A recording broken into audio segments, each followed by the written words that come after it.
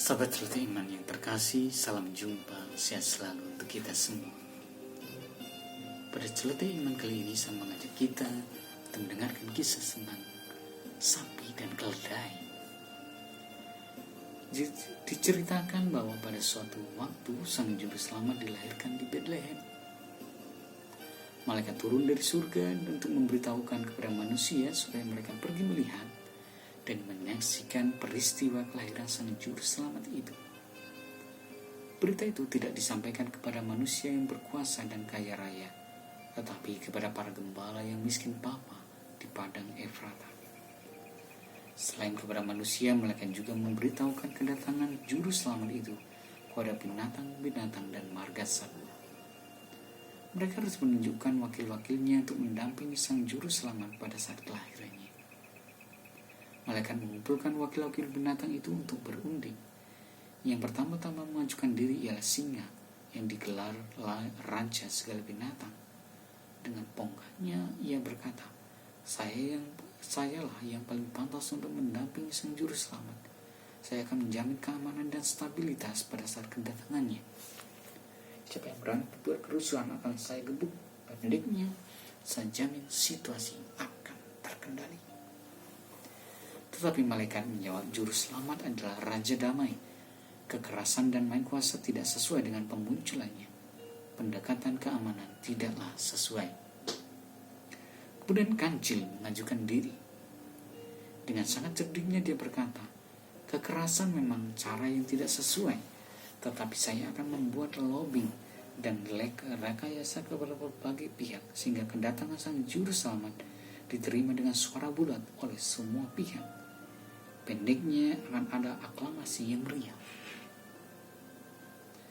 Malaikat berkeberatan dan berkata, juru selamat itu raja kejujuran dan ketulusan, kecerdikan dan rekayasa licik tidak terlalu sesuai dengan penampilannya. Lalu tampillah burung merak, ia berujar, kiranya sayalah yang paling tepat untuk mendampingi sang juru selamat. Saya akan menyiapkan suatu penyambutan yang resmi, protokoler, meriah, dan gegap gempita.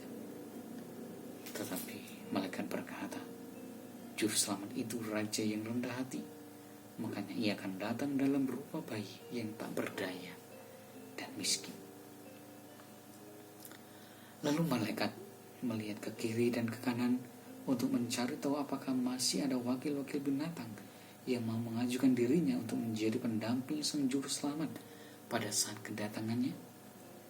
Memang hampir semua wakil binatang mau berbicara dan melamar menjadi pendamping juru selamat. Hanya wakil keledai dan lembu berdiam diri dan menundukkan kepala. Dan malaikat bertanya kepada wakil keledai dan wakil lembu itu, mengapa kalian berdua tidak mau angkat bicara dan mengajukan diri untuk menjadi pendamping bagi juru selamat? Wakil keledai berkata, apalah artinya kami keledai yang selalu dianggap bodoh oleh manusia? Apa gunanya saya bagi sang juru selamat? Paling-paling untuk ditunggangi.